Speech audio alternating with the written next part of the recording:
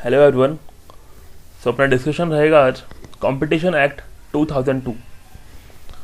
अपना डिस्कशन अपने स्टार्ट करें उससे पहले अपन क्लियर कर लेते हैं कि अपना पूरा डिस्कशन सीए फाइनल के पर्सपेक्टिव से रहेगा। मतलब जो जो टॉपिक सीए फाइनल के अंदर होंगे अपन वो डिस्कस करेंगे आज।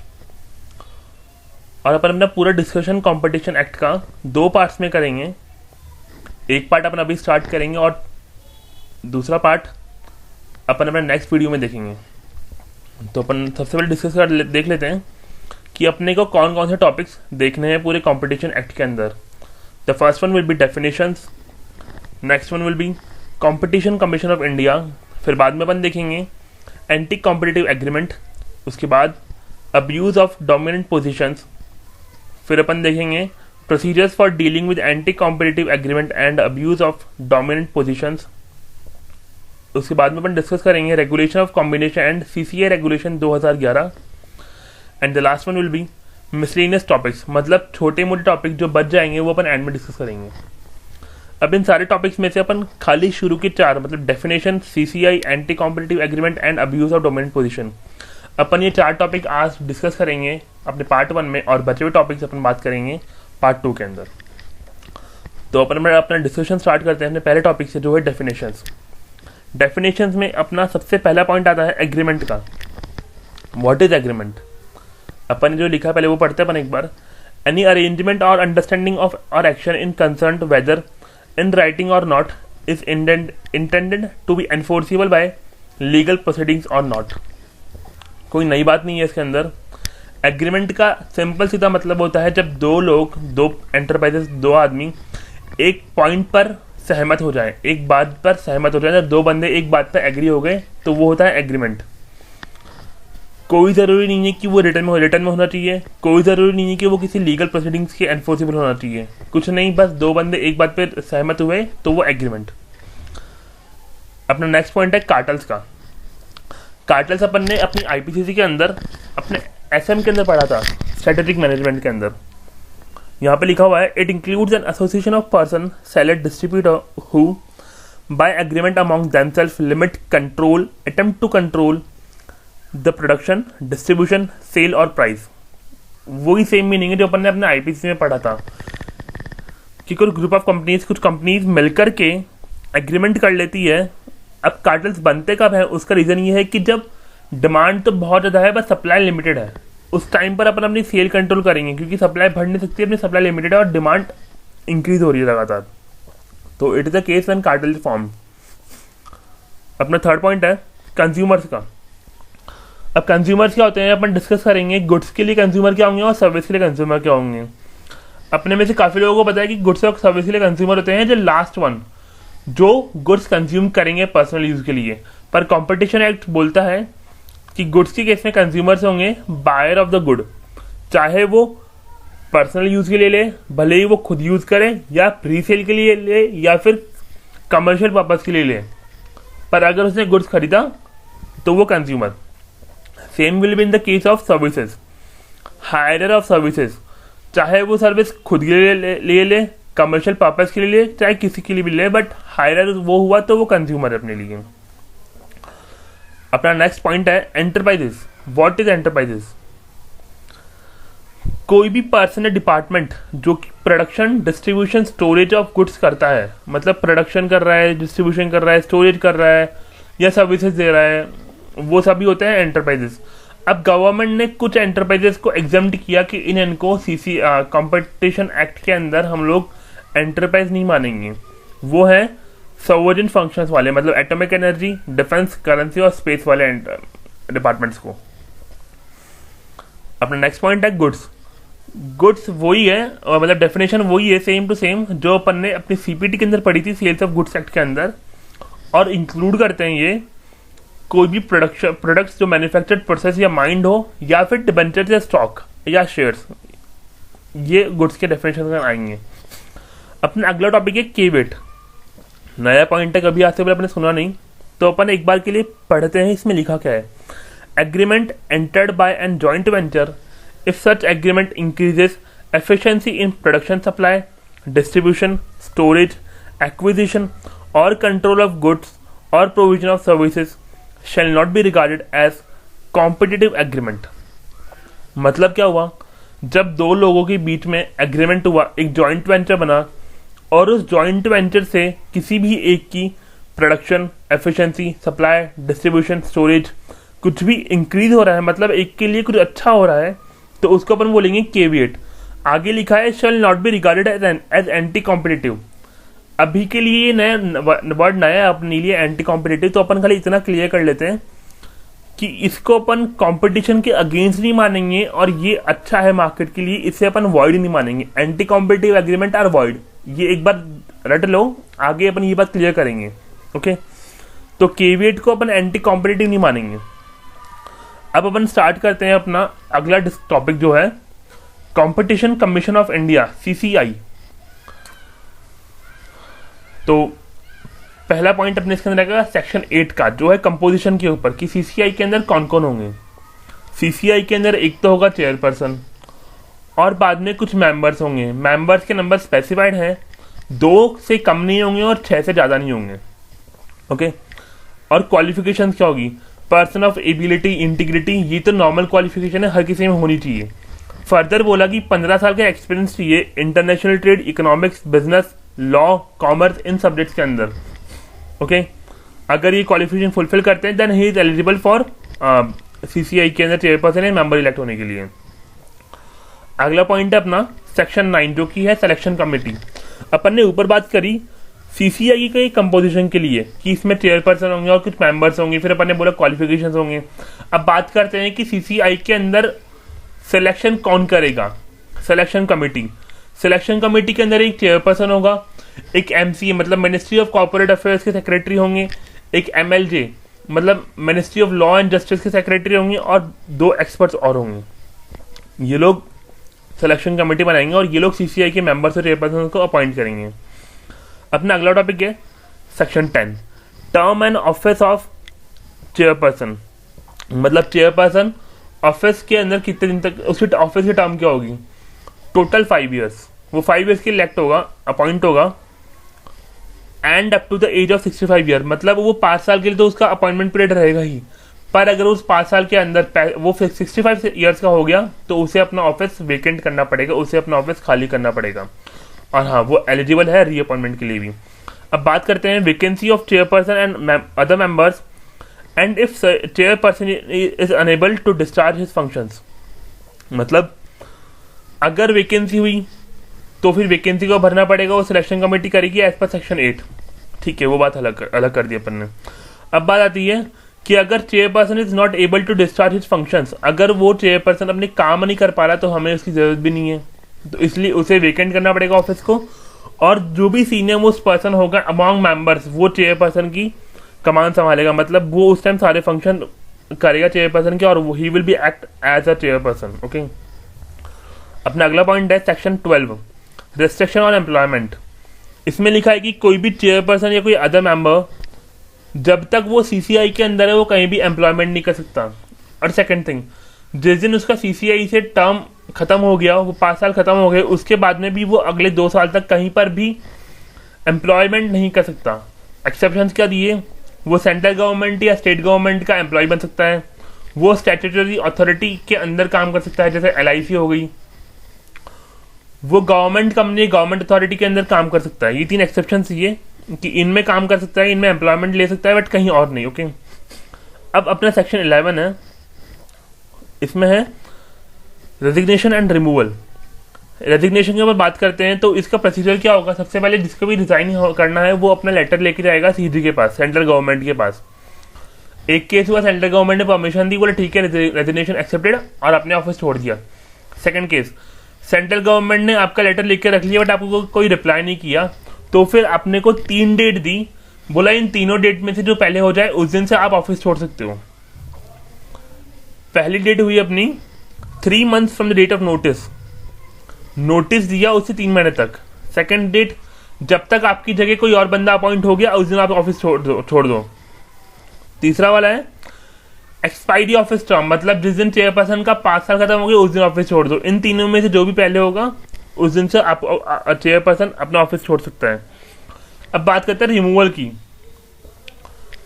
सेंट्रल गवर्नमेंट चेयरपर्सन या किसी मेंबर को सीसीआई के अंदर से निकाल सकता है। उसके रीजंस क्या होंगे? पहला रीजन है अपना इंसॉल्वेंट हो गया वो, तो उसे निकाल सकते हैं।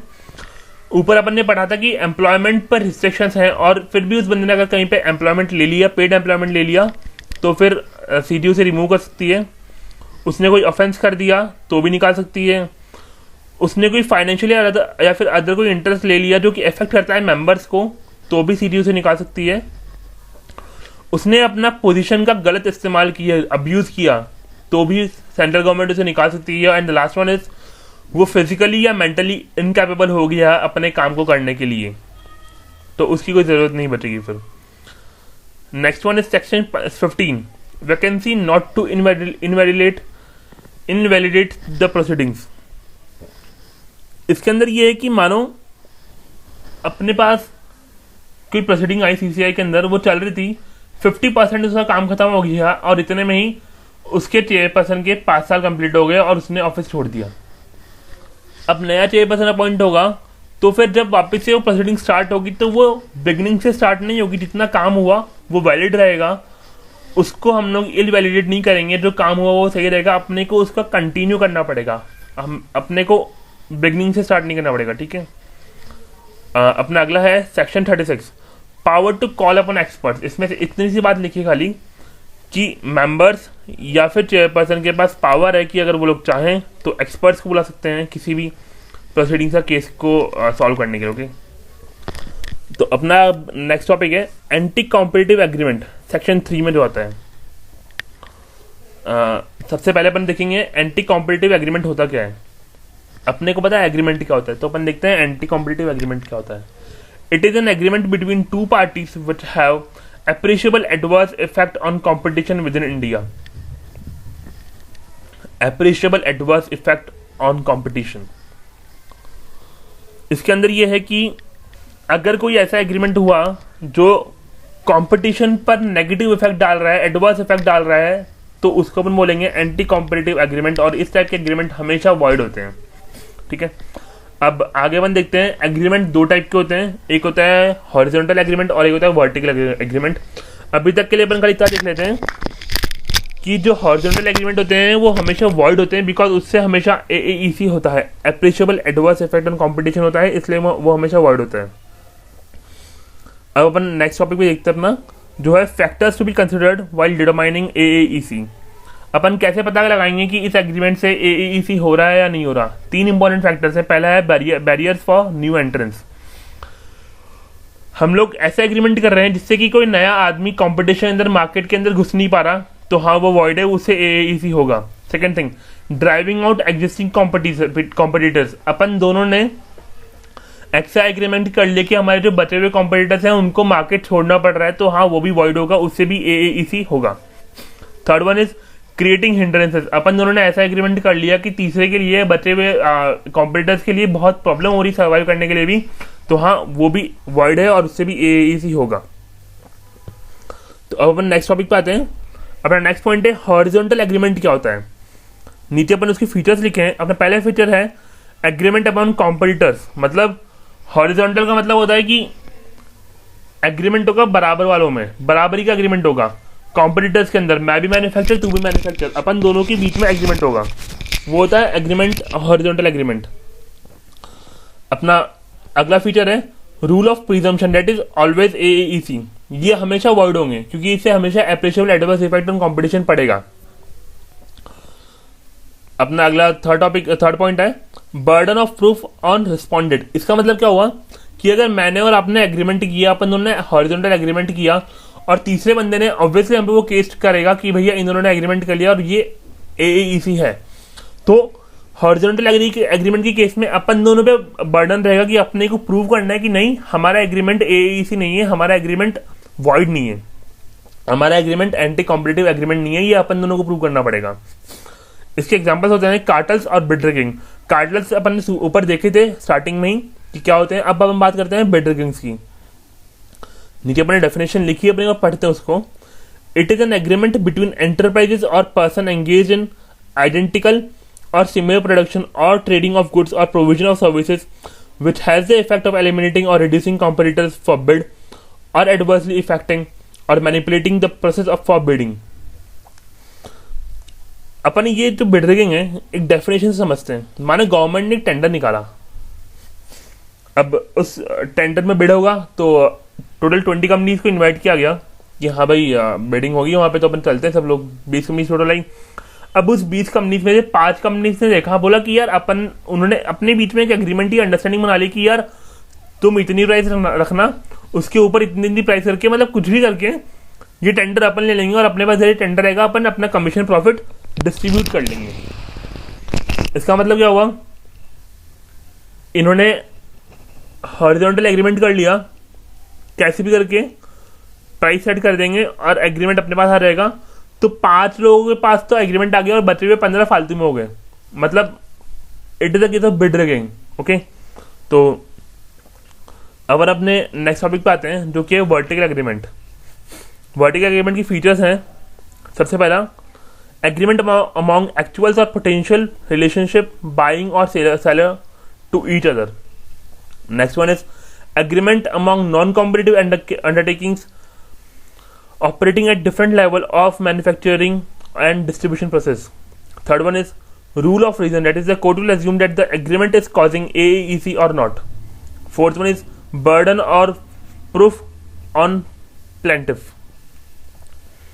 तो अपन ने फीचर्स के अंदर क्या क्या है, पहली बात हॉरिजॉन्टल एग्रीमेंट में अपन ने पढ़ा था कि कंपटीशन होगा, एग्रीमेंट होगा बराबरी वालों में, कॉम्पिटिटर्स के अंदर। यहाँ बराबरी का मामला नहीं है, यहाँ पर है मैन्युफैक्चरर और डिस्ट्रीब्यूटर के बीच में, मैन्युफैक्चरर और रिटेलर के बीच में एग्रीमेंट होंगे। ओके, अगला है रूल ऑफ रीजन, मतलब यहाँ पे इंप्लाइड नहीं कि एएसी होगा, यहाँ पर कोर्ट प्रूव करेगा कि हाँ, मतलब कोर्ट डिसाइड करेगा कि यहाँ पर एएसी हो रहा भी है या नहीं। And the last one is burden of proof on plaintiff. इसका मतलब हुआ कि अगर अपन दोनों ने एग्रीमेंट किया एंड थर्ड पर्सन ने हम पे केस किया तो थर्ड पर्सन के ऊपर बर्डन होगा कि उसको प्रूव करना पड़ेगा कि अपन दोनों एएसी कर रहे, अपन दोनों एंटी कॉम्पिटिटिव एग्रीमेंट बना रहे हैं या नहीं बना रहे। ओके, अब अपन देखते हैं वर्टिकल एंटी कॉम्पिटिटिव एग्रीमेंट के एग्जांपल्स। पहला एग्जांपल है टाई इन एग्रीमेंट। इसके लिए अपन एग्जांपल से समझते हैं इसको भी। मैं एक मैन्युफैक्चरर हूं और मैंने एक रिटेलर को सामान बेचा, तो मैं 4 प्रोडक्ट मैन्युफैक्चर करता हूं और उनमें से एक ऐसा है जो बहुत कम बिकता है, बहुत कम, तो वो मेरे से लेता नहीं कोई। तो फिर मैंने एक कंडीशन लगा दी कि अगर तुमको मेरे से 3 प्रोडक्ट चाहिए तो तुम मेरे से 4 खरीदोगे तभी मैं तुमको 3 दूंगा। ये कंडीशन लगा दी। ऐसे एग्रीमेंट होंगे टाई इन एग्रीमेंट। ओके, मतलब तुम्हें मेरे से एक स्पेसिफाइड क्वांटिटी खरीदनी पड़ेगी। Second one is exclusive supply arrangement, मतलब जैसे मेरे आउटलेट्स हैं वहां पे खाली मेरा सामान ही बिकेगा और किसी का नहीं बिकेगा। ठीक है। Third one is exclusive distribution arrangement. अपन सब लोग अभी ट्यूशन जाते हैं तो कभी कभी जो अपने बड़ी इंस्टीट्यूट्स होते हैं उनके लेक्चर चलते हैं ऑनलाइन, तो वहां पर क्या होता है कि दिल्ली में लेक्चर चल रहा है और जयपुर में लेक्चर चल रहा है, same time same teacher same course same subject सब कुछ है ना। तो वहां पर ये नहीं होता कि दिल्ली वाला बंदा अगर जयपुर में आ गया जयपुर का ट्यूशन ले लेगा, वो बंदा दिल्ली में है तो दिल्ली में उसे अपनी क्लास लेनी पड़ेगी, जयपुर में आके क्लास नहीं ले पाएगा। ये होता है exclusive distribution arrangement. Fourth one is refusal to deal. मैंने एक रिटेलर को आइडेंटिफाई कर लिया, बोला यार उसको सामान नहीं बेचना है मेरा, तो वो होगी रिफ्यूजल टू डील, मतलब मेरे को उससे अपना एग्रीमेंट करना ही नहीं, उसको मैं अपना सामान बेचूंगा नहीं, वो होगा refusal to deal. Fifth one is resale price mechanism. मैंने अपने रिटेलर को बोला कि भैया देख मिनिमम प्राइस ये है, इसके नीचे तू सामान नहीं बेचेगा, वो होता है मिनिमम प्राइस स्पेसिफाई कर दी मैंने, तो वो होता है रीसेल प्राइस मैकेनिज्म। अपना अब नेक्स्ट टॉपिक है abuse of dominant position. Section 4 के अंदर आता है ये। तो सबसे पहले अपन देखते हैं डोमिनेंट पोजीशन क्या होता है।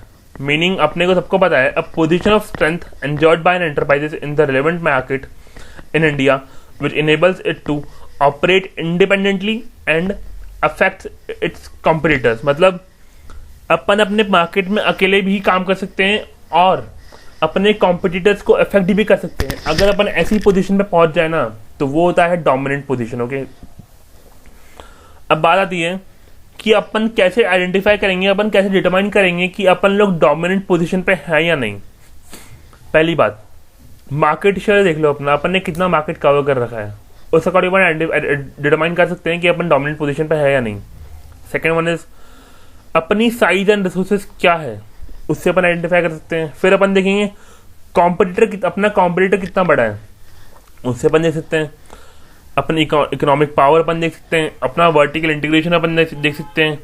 अगला पॉइंट है मोनोपोली और dominant position whether acquired by government. इसका मतलब ये हुआ कि जैसे मैं एक गवर्नमेंट कंपनी हूं, तो ऑब्वियस सी बात है अगर गवर्नमेंट को टेंडर निकालेगी तो पहले मेरा नंबर आएगा वहां पे कि हाँ मेरे को मिलेगा, तो वो मोनोपोली या डोमिनेंट पोजीशन मुझे गवर्नमेंट से मिल रही है, तो वो भी एक फैक्टर जिसे अपन डिटरमाइन कर सकते हैं कि अपनी कंपनी डोमिनेंट पोजीशन पे है या नहीं है। Next one is entry barriers. अपन अब अपने नेक्स्ट टॉपिक पे आते हैं। अपने को पता लगेगा कि अपने डोमिनेंट पोजीशन का अपन अब्यूज कर रहे हैं या अपन नहीं कर रहे हैं। पहला point, when an enterprise imposes unfair और डिस्क्रिमिनेटरी कंडीशन ऑन प्राइस और परचेज।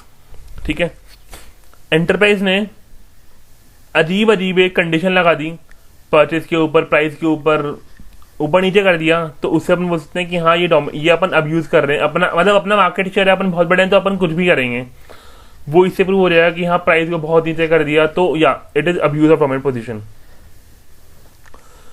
अगला है limits production or scientific development relating to goods and services. अपन ने प्रोडक्शन लिमिट कर दिया, अपना इतना बड़ा मार्केट शेयर है और अपन ने वो सब रोक दिया, तो वो अब्यूज।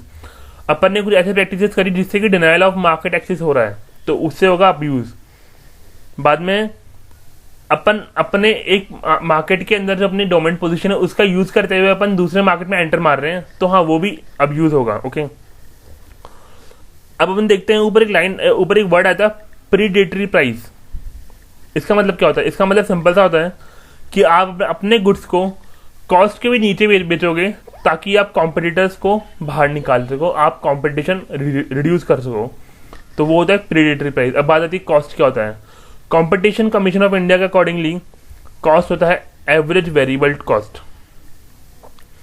तो अपन अपना डिस्कशन अभी यहीं खत्म करते हैं आज।